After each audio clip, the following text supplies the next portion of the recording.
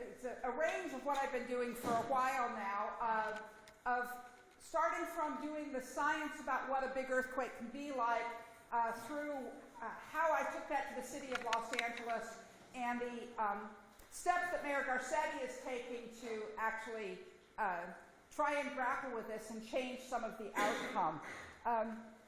Because, as I often say, the earthquake is inevitable, but the disaster is not.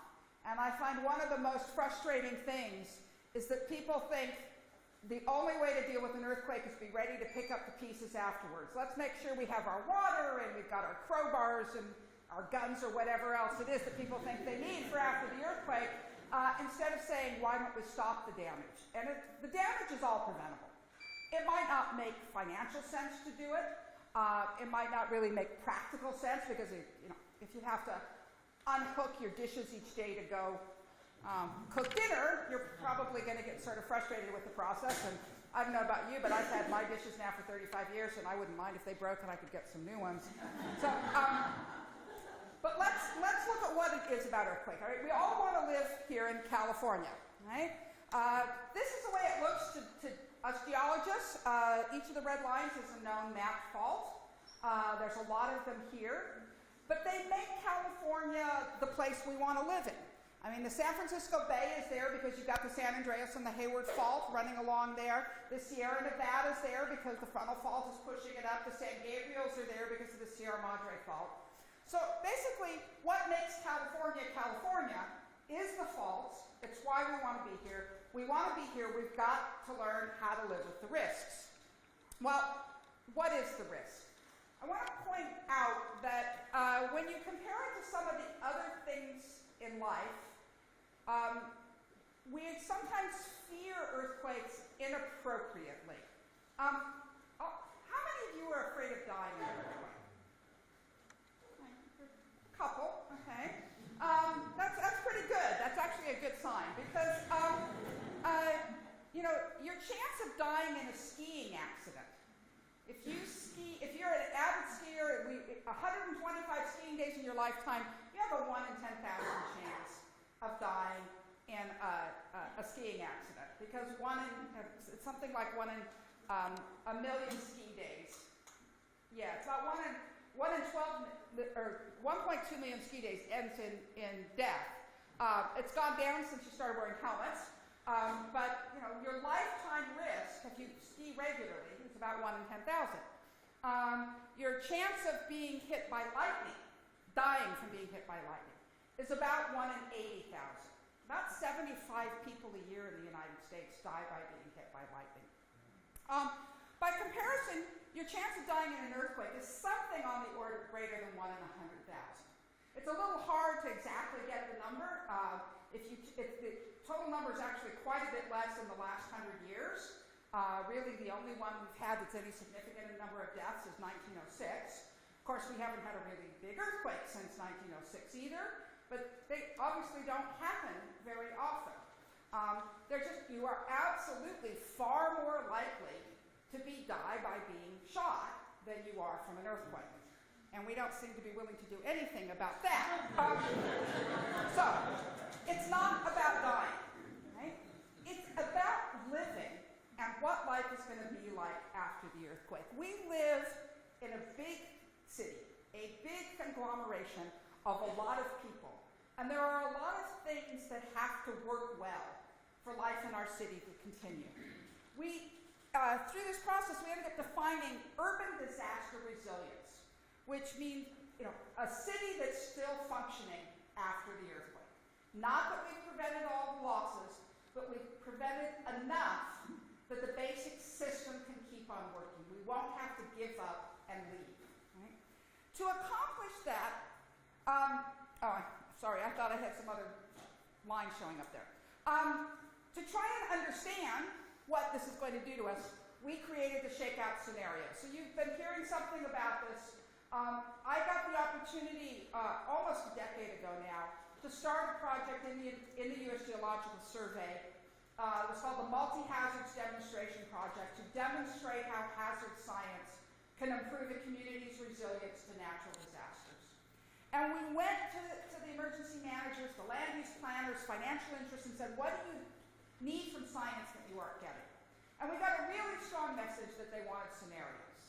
That, you know, we know we need to get ready for that earthquake, but we don't know what we're getting ready for. We'd like to have science behind our planning, knowing that we're actually preparing for something that could happen.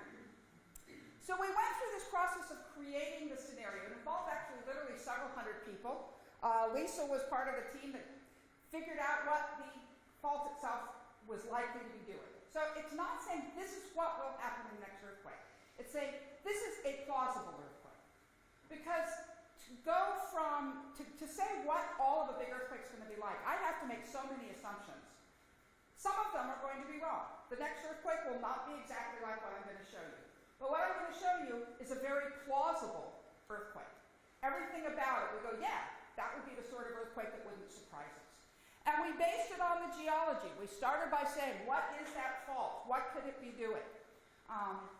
And from that, we then, the seismology, given that motion on the fault, what would the shaking be? Given that shaking, what will the land be? The liquefaction, the sort of triggered, what we call triggered hazards or secondary hazards. Then take all of that, what's going to happen to our buildings? Go into the engineering. We actually had 17 different panels of engineers to look at different aspects of our system. There's our buildings, but there's also our freeway systems, our power systems, our water systems, our telecommunication systems. We even had a special little report on elevators, how many elevators were likely to be out of service after all of this. And from that, we then go to the social science. Given all of these things that happens, what happens to our lives? Because in the end, that's what people care about. You can't make policy from knowing what the shaking is going to be or knowing what the probability of an earthquake is going to be. You've got to understand what that's doing to the systems we all want to be living in. And from this, we can start trying to figure out, you know, what's going to be happening to us and what are the things that would be worth making a difference. So as I said, we started from the geology. What I'm showing you here is, this red line is the San Andreas Fault. It actually continues up here. We said we're going to pick a 200-mile long segment of it. Now, one basic fact that we should be teaching in 4th grade, but do not appear to be teaching anywhere, is that the length of the fault is what controls the magnitude of the earthquake. To be a 7.8, you need 200 miles of fault. You cannot have a magnitude 8 in LA. It's just not big enough. The only way you get to be that big an earthquake is because you have a really long segment of fault. To be an 8, we'd have to be continuing up towards Paso Robles. This is a 7.8. We assumed it starts here. That's the epicenter. The epicenter is only where it begins. The red going out is the really strong shaking. You notice how it's been traveling up the fault as I'm talking, right? That is showing you that the fault rips, just like ripping a piece of paper, and the shaking comes out of the crack tip, and then it travels from there out over the region. So another factor about this is a really big earthquake lasts a lot longer. We are already 70 seconds into the earthquake. Over here, we are looking over Buena Park, okay? So there's downtown Buena Park, the I-5 to 91, and 80 seconds after the start of the earthquake, you've got the strong shaking coming through the region. And it's pretty strong shaking. I will, disclaimer, notice it says 1,000 times vertical exaggeration. We don't have to have the ground moving that much. We're exaggerating it so you can see it. But notice how long it keeps on going. Right? So there's a lot of factors about this. Notice the area that has red. It's huge. That's what's going to be different in this earthquake. The type of strong shaking that hit the West Valley in the Northridge earthquake, that's called intensity 9 shaking. That's the red in this picture. It was about 500,000 people who received that in Northridge. It will be about 10 million people in this earthquake. Right? Notice, so right along the fault, it's really bad. It's worse shaking right near the fault. I mean, that, you know, the waves are generated on the fault and they travel out and they die off as they travel out. Just like if you're standing out on, you know, outside, you aren't hearing my voice, right? A couple of things about it, though, is that, so in California, we have a lot of faults. That's the bad news. The good news is the faults break up the rock and make it a poor transmitter of energy. So you don't have to get very far away from the fault before, you know, the shaking has died off quite a bit. You've then got to wonder, so why does Orange County and LA have this big pocket, and why are we seeing it up here in Ventura? This is local soil conditions. If you have a really soft soil, meaning the waves travel through it slowly, loosely consolidated dirt passes the waves through much more slowly than a hard rock. But the waves still have to carry the same amount of energy per unit time, so as they slow down, they get bigger. Right? And we call it amplification. It isn't actually adding energy. And wherever you've got big bowls of sediment, you're going to see amplification of shaking. And that's sort of the description of the LA Basin, Orange County, and the Ventura Basin. These are places where we have thick loads of sediment. So where we've put all our people is where we're going to have the extra shaking. If you chose to go live up in the hills, up above Newport or the Chino Hills or one of these places, you would get less shaking. Of course, you'd get wildfires instead, so it's sort of a pick and hazard type of thing. Right. Given this level of shaking, what do we get? We put together a model. Like I said, we went all through this. 300,000 buildings in Southern California would be severely damaged exceeding 10% their value. That's 1 out of every 16 buildings across Southern California. From this, we end up with 250,000 people without a place to live. We end up with 53,000 injuries and 1,800 deaths. And only 1,800 deaths, given how big this earthquake is and how rare it is, that's not very many. On the other hand, it assumes that every one of those 53,000 people get adequate medical care, which is probably going to be difficult to achieve in a lot of situations. We also, probably the scariest part of the model is we ended up estimating it was going to take 6 months to get water back into all of our buildings. So when an earthquake happens, you shake the ground, pipes break. I don't know how many of you felt the La Habra earthquake in 2014, right? 13 pipe breaks in a magnitude 5.1. When we went through the analysis, we got a bunch of water people down, we sat in a room, we went through the shaking and talked about how much pipe would break. There was a moment in which one of the guys said, but wait a minute, how much pipe is made in the US each year? Aren't we all going to be competing with each other for the same product? And by the time we got done, we said it was going to take 6 months. There are going to be communities that will have to relay their water system to get this to work. Right?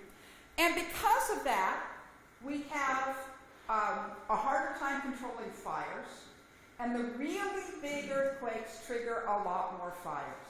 We actually have, we can estimate the number of fires per 1,000 households at a certain level of shaking, and extrapolate from those 500,000 people at Northridge to the 10 million people here, we get 1,600 fires. The number was so large, the state geologist was just like, this can't be true. We can't go with this. Nobody's going to believe it. So we brought in a team of fire chiefs. We got the head of the LA Fire Department during Northridge, the head of the Oakland Fire Department in Loma Prieta, a couple of others from around the state, went through it all with them. And they said, if anything, you're underestimating. Okay? When we then damage our water, we end up with even more compounded problems. We also end up estimating doubling the losses from business disruption.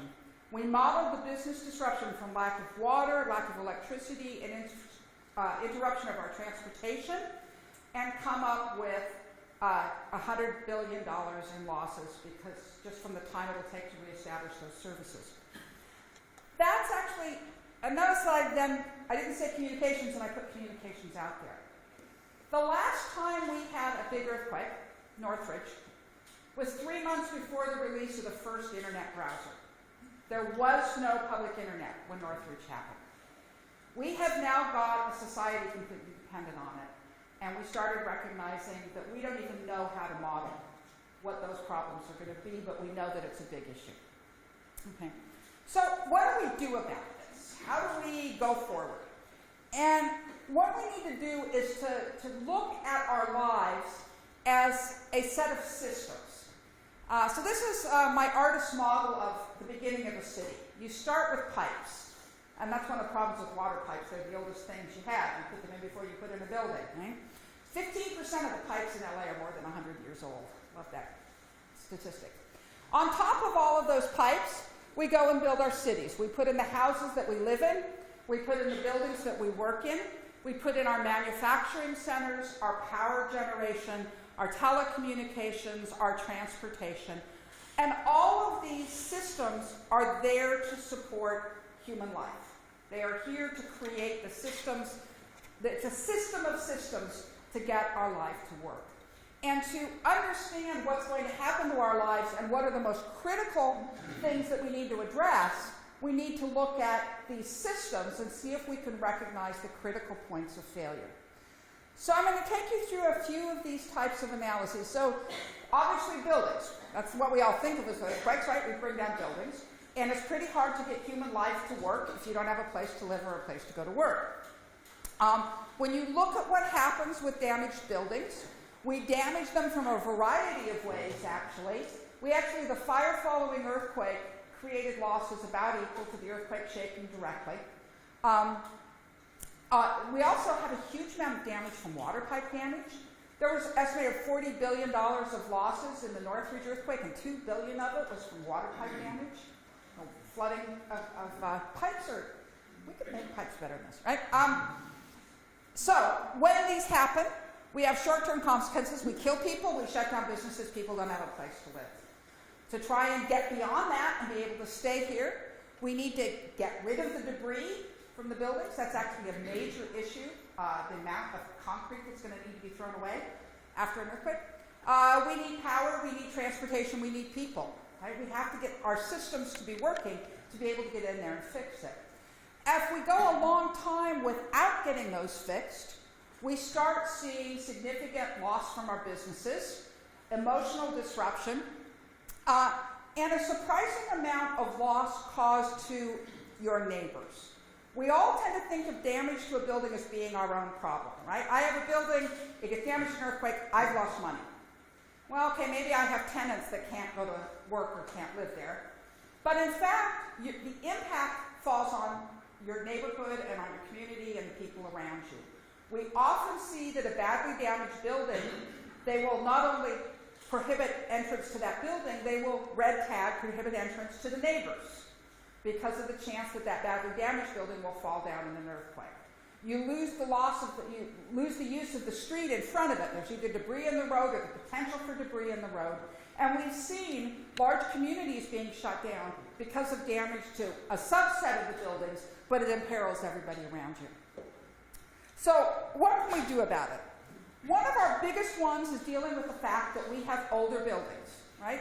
We tend to think, hey, we've got good building codes, we must have good buildings. The reality is the building code, your building is as good as the building code in place when it was built. Building codes are not retroactive. Okay?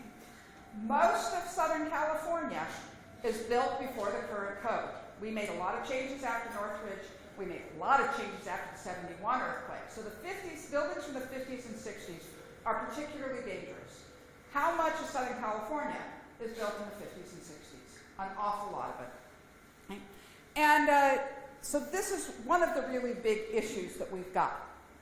But even with the current code, we have problems. One thing, so we did a survey, we got about 1,000 people, and asked them, what do you think the building code is trying to get you? What's the objective of the building code? Is it trying to make sure you have a functional building, you get to use it right afterwards? Making sure it's at least occupiable, maybe the things aren't working in it, but you can at least get in it safely? Is it trying to make sure that it doesn't kill you? Or do you not know? And we asked people this, and we had 1/4 say it's there to just protect your life. That's actually the right answer. A brand new modern building is built to make sure you can crawl out alive. If you can't use it, that was your financial choice to make if you had such a weak building. The only job of government is to make sure it doesn't kill you. Mm-hmm. But the problem with that, the consequences of that, we actually don't even say, make sure it can't kill you. We say, in the worst earthquake, try to make sure it doesn't kill you. And, if we could get 90%, that would be really good. Right? 90% chance of not collapsing means we're accepting 10% of brand new modern buildings collapsing in the worst earthquake we're going to face. Now, yeah. And that's only in the absolute worst shaking. Not everywhere gets the absolute worst shaking. Our analysis of shakeout and the distribution of worst shaking versus what's in the code, our estimate is actually that just about 1% of new buildings in Southern California will collapse in that earthquake. 1%. The problem, too, is that collapsing isn't the only way to lose the use of a building. We have what are called red tags, where you're not allowed in no matter what because it's just way too dangerous building. I said sometimes that happens because the neighbor is about to collapse, but there's a lot of the buildings themselves.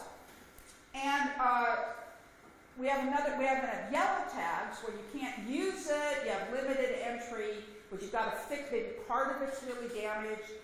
You can't use it until you fixed it. We went and looked at previous earthquakes, Loma Prieta and Northridge, and we found that for every collapse, we had 13 red tags. And for every red tag, we had 3.8 yellow tags. That means for every collapsed building, we had 63 other buildings that you couldn't use. We actually tested it against Napa, because we had done this analysis before the Napa earthquake a year ago.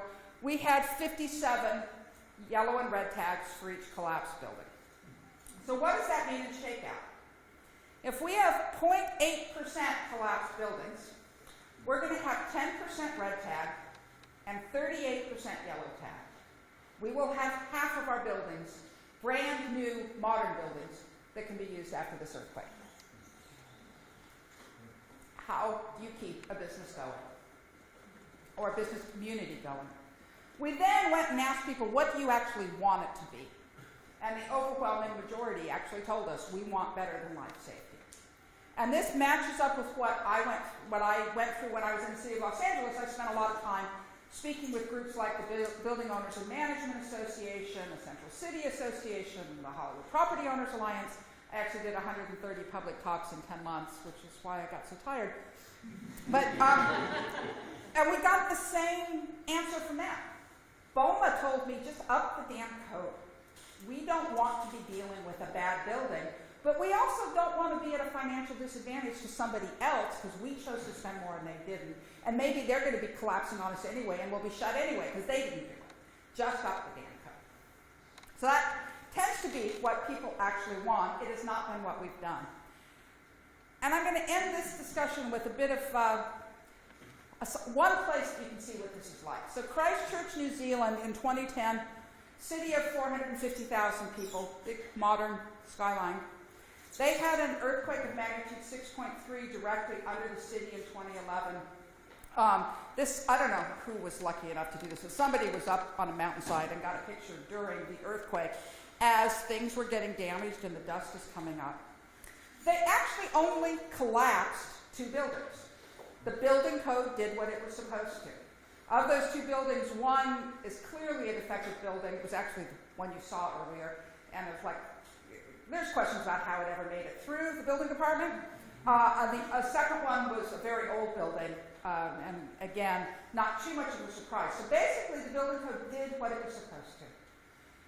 But because of the damage, even though they didn't collapse, they had to tear down 1,800 buildings since the earthquake, and this is what downtown looks like today. They have lost their downtown, and they are now in the position of trying to rebuild the whole city, essentially. They have 90%, 95% insurance coverage. 95% of New Zealanders have insurance coverage, earthquake insurance on their buildings. How many in this room have earthquake insurance? That's a pretty good percentage, because overall, it's 10% in California. What are you going to do? How much can you afford to redo? And what's going to happen when 90% of our building owners with damage aren't getting funds in to recover? So, what did the mayor want to do about this? So these are the recommendations that came out of my city planning process discussing this issue. The first two mandatory retrofits are some of the really bad types of older buildings. Soft first stories are this one over here, like the Northridge Meadows apartment, where your first floor is parking and you have those little metal poles for your standard dingbat apartments. Really bad in earthquakes. 20 people died in Northridge Meadows, but Los Angeles lost 40,000 housing units in that earthquake because of the damage to so many others. This is the affordable housing of Los Angeles. If those buildings are badly damaged and have to be rebuilt, they're not coming back as affordable housing. And so that was actually one of the reasons that the mayor decided he wanted to move forward with a mandatory retrofit program. This is more than just what happens to the owners. It's even more than just what happens to the tenants. It's what happens to our city when we lose a large percentage of our affordable housing stock. About 180,000 housing units in Los Angeles are in these types of buildings. Mandatory retrofit of concrete.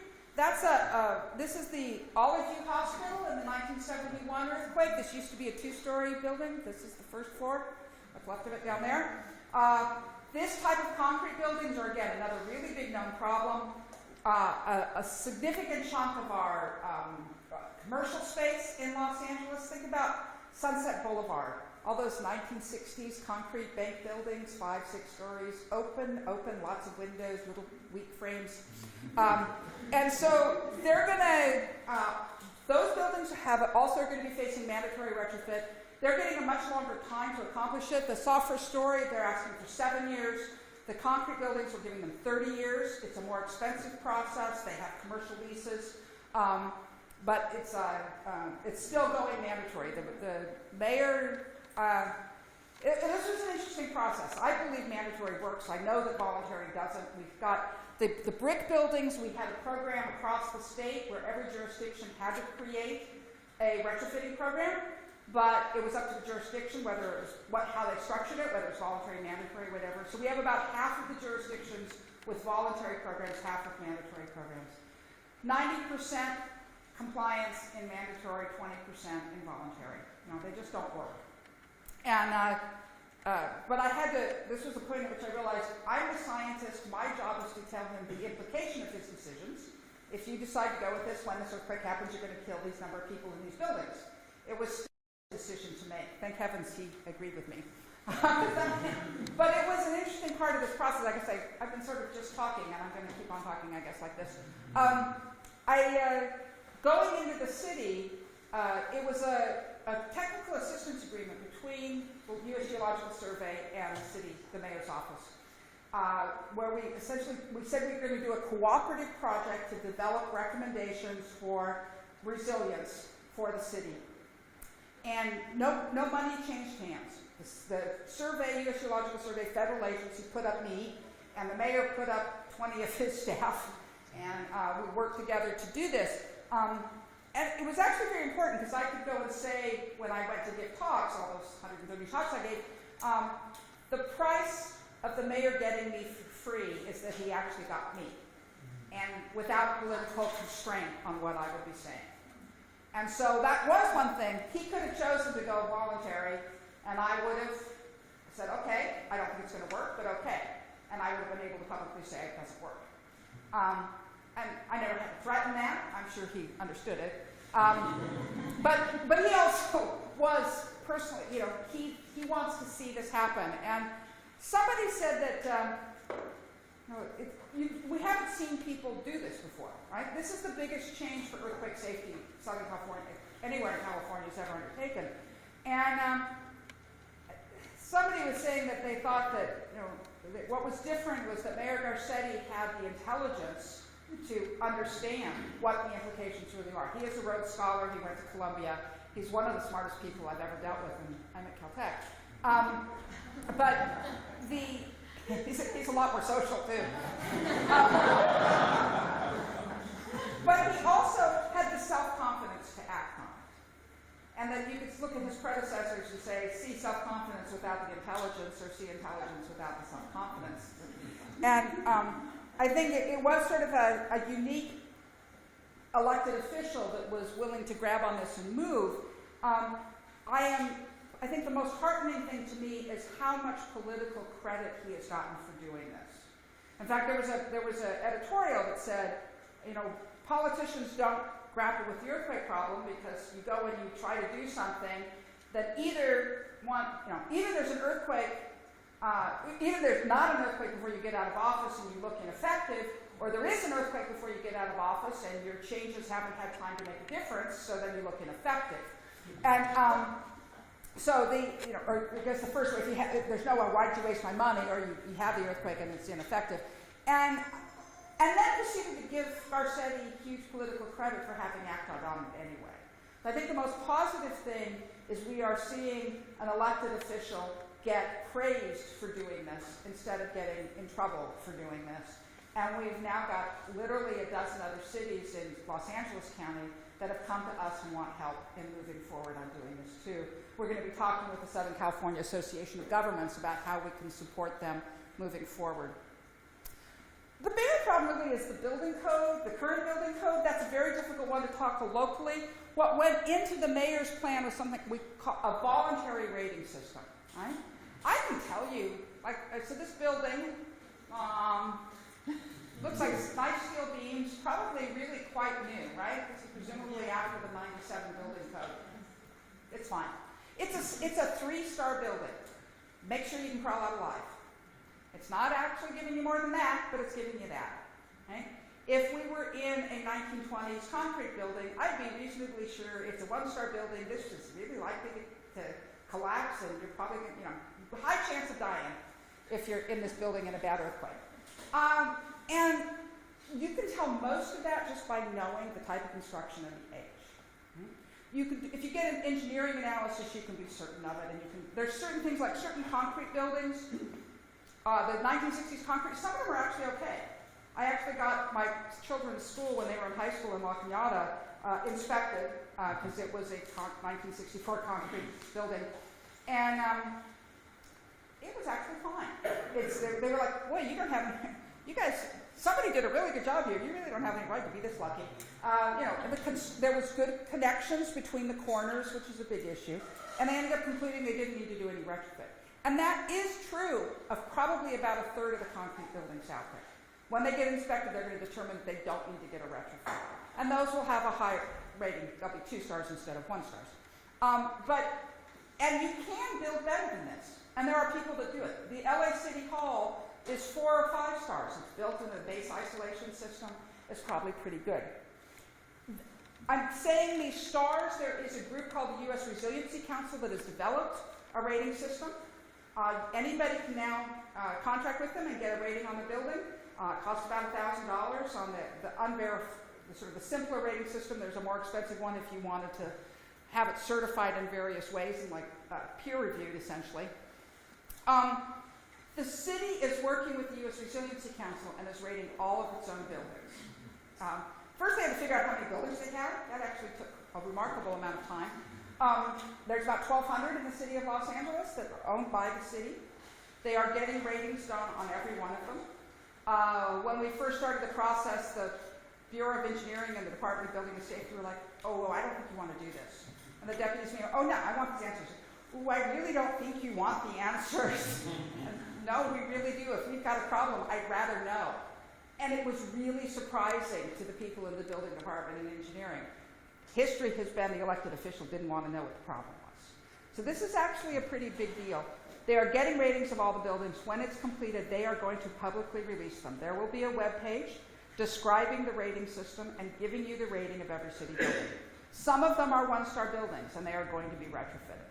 So the city's making a pretty big commitment of itself, and once the information's together, they're going to be doing a big publicity campaign so people can start going, wait a minute, I can get a rating on a building? Wait a minute, I can know which one it's going to be? And we're hoping that process, like the LEED process, will start people moving in that direction. Personally, I think we should just, as Boma said, up the damn code. This isn't the only problem that we dealt with. Water systems are the really big one. I mentioned that a bit earlier, the fact of losing all the pipes. We've seen it in earthquake after earthquake that people don't have water. We lose them for a variety of ways, chemical accidents, contamination, shaking, breaking the pipes. Fault offset, also, any pipe that crosses the fault is going to be broken trying to come to us. Once you've lost your water, you've lost an awful lot. You can't live without water. I actually was in New Zealand a couple months ago and met with somebody who had gone through the earthquake fine. His house was fine. But he was saying, I have no idea how much water it takes to live and what it takes to support my family. I was spending 2 hours a day getting the water to live. Okay? And they've been going through months getting their water back. You also, of course, have impaired hospital responses, you damage your building, etc.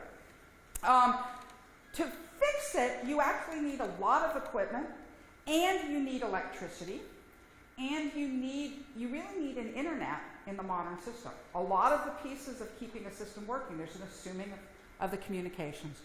If you don't get water, this is the one that has the potential for the biggest disruption to society. Right?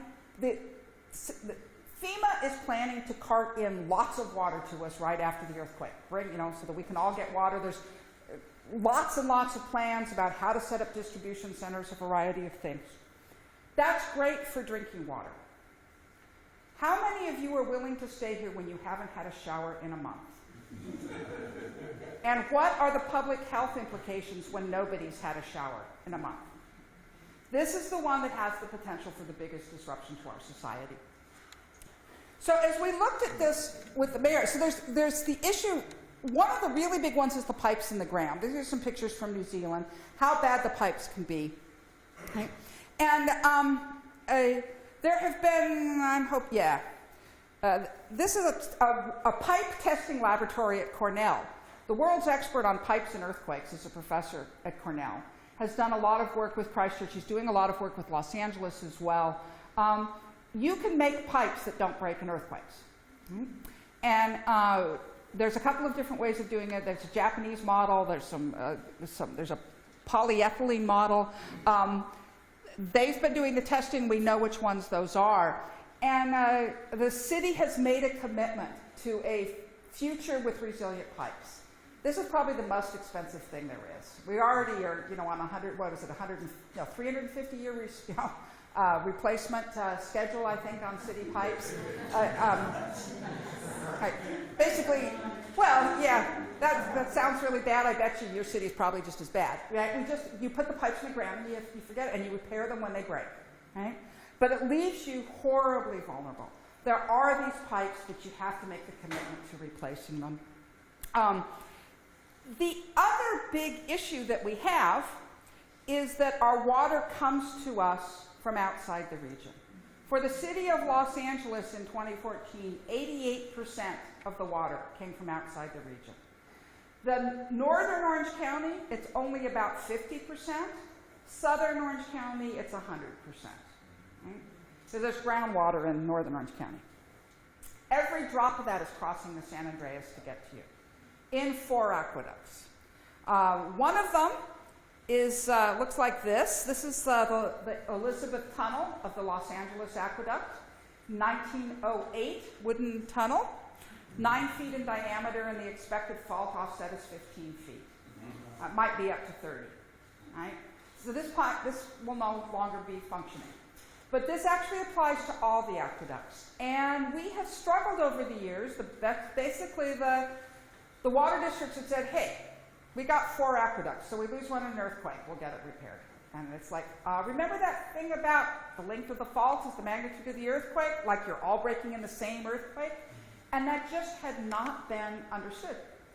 And we finally got through with this. And one of the mayor's recommendations was about protecting the fault crossings was to get the State Department of Water Resources and the Metropolitan Water District working with DWP. Finally, for the first time ever, they are getting together and have a task force working on this. There's a lot of other things that I could be going through, and I'm running out of time. So I'm going to skip over. There's a lot of things. It's probably the most expensive piece, but we're going to get there. Communications. As I said, the last time we had a big earthquake, we didn't have modern telecommunications. We know that we've had a lot of problems. There's a lot of ways in which they get damaged. With damaged cell phone towers, phone lines, overloaded, and of course, and if you don't have electricity, you don't have communications either. You really have a hard time running any businesses without the system. You need to really have connections to be able to repair it. and the long-term consequences would be really very large business disruption. And even on the short term, the Sendai earthquake in Japan in 2011, magnitude 9, but offshore, so nobody had huge shaking, but all of northern Japan was strongly shaken. They lost all their electricity, of course. This is the failure of the nuclear power plants. They had no power. Their cell phone towers had 48 hours of backup power. It's required across Japan. In California, it's 4 hours. The big difference being to do 48 hours, you have to have generators. Nobody wants generators at the cell towers in their neighborhoods. And as we considered in the city, we backed off from trying to do that for that reason. But it's what happened in Japan, the loss of electricity, people were staying. When, it was cold, and, they had, a lot of people had propane heaters, but they had electrical ignition. So they weren't getting, heat in their houses. And then the cell phone towers went out. And it was actually after the cell towers went out that they saw the biggest migration of people out of the region. It was the last straw for a lot of people. We are a society around the world that expects to communicate. And the disruption of not having cell towers is going to be an interesting change in our lives. And you can also argue that there's a lot more that has become dependent upon the internet as well. So you've got,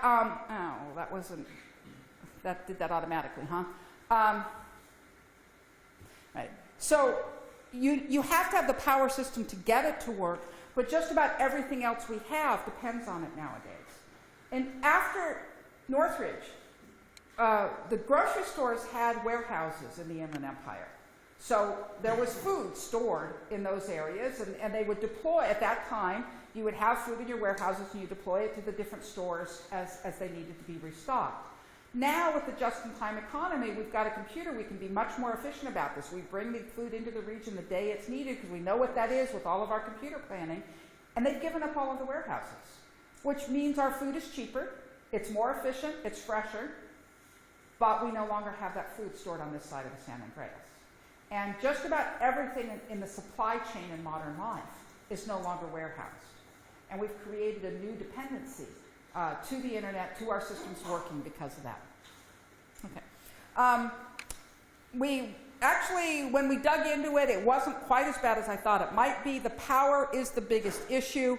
The city wants to create citywide Wi-Fi as a social justice matter, and it becomes a great backup because a Wi-Fi you can run on solar panels, on solar power. Cell phone towers need air conditioning and need more power. So if they can get, all right, sorry, that wasn't intended.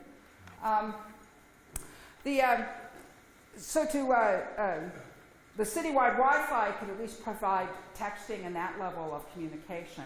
And if it's solar panels, and you have to, of course, have everything, all your connection back into the internet being fully solar powered. That's a long-term goal of the city, but they're promoting that as part of the resilience to the earthquakes. They also, our cell towers are built like our buildings, life safety standard, crawl out alive. It's like who's living in cell phone towers? That really isn't the standard that we want. We want functionality. So the city has just put in an ordinance that passed unanimously to treat them as emergency services and require them to be built to 50% stronger standards. And promoting that idea around the state because we'd all like to have our cell phone works. What's at stake? This is really about keeping the systems alive. And I want to finish with this idea around the economic pieces. We expect our economy to grow with time. When we have a disaster, we lose assets, money's lost, but we also shut down businesses. There's no electricity, there's no water, you don't reopen your business. What we are trying to do is, after we've had that loss, we want to recover quickly enough that we get back to where we were within a year or two. And so this, make sure there's enough money coming in. This is what happened after Northridge. 40% insurance company, coverage, and a very active FEMA. Enough money came in that people, bought their, hired contractors, they hired subcontractors. We got the economy back going. And we were really back up to where we've been within a couple of years. It doesn't have to work this way. If you can't get the economy going again, and people don't have jobs, they can't find housing, they give up and leave, they go to somewhere else, you can have a long-term depression in the area. And if you compare the areas under the curve, the amount of money you lose through a delayed recovery can dwarf what happens in the disaster itself. As an example of this, I have this data from New Orleans and Nashville. So this is their GDP of the region from 2002 to 2012. Before Hurricane Katrina hit in 2005, New Orleans was a bit larger than Nashville. They lost $80 billion in direct financial losses in the hurricane itself, but their economy also tanked. And if you just say that it should have been as big as Nashville, they're a few hundred miles away, same regional economy, they lost $105 billion in the next 7 years and continued to lose at $15 billion a year. New Orleans will probably never be as large as it was before, because it probably shouldn't be, given they were living in places well below sea level. But this is what we could be doing in LA. This is what could happen to Southern California. We lose too much housing, we lose our power systems for too long, we're going to have trouble holding it together. Another example of the same sort of problem is this population data from San Francisco and Los Angeles around the time of the 1906 earthquake in San Francisco.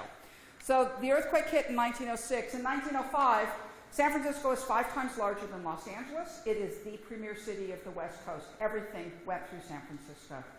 That earthquake essentially destroyed the city.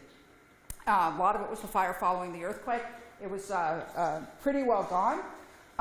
It was a time of growth for California. People didn't go to San Francisco.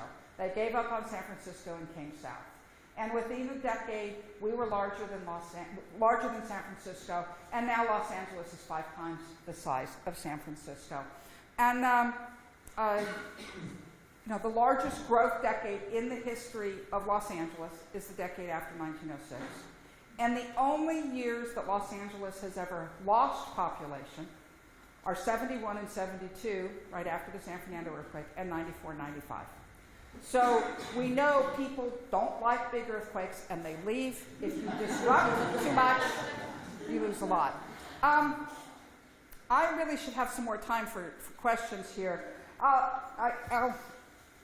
When we look through this whole thing, we can define the set of critical infrastructures that are necessary to keep life going.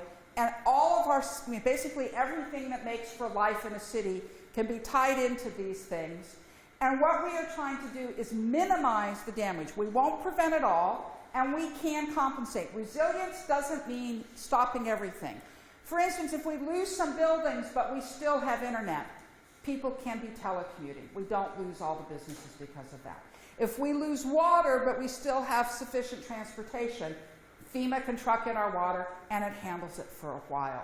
So what we're trying to do is make it work well enough, knowing that we've got these sort of wild cards of modern telecommunications that weren't part of the original, aren't part of what we've faced in the past. We know it's part of what we need to do. So we've got a system of systems. We're trying to get them to work.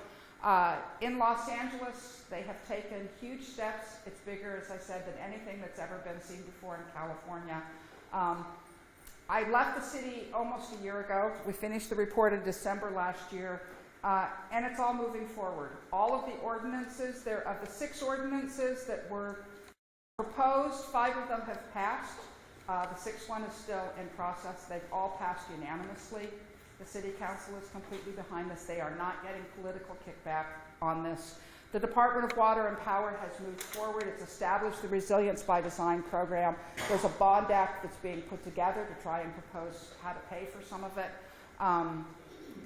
Because we all are in this together and we need to find a way forward together, Los Angeles has taken the lead, but we really all need to be part of this, and it goes way beyond storing water.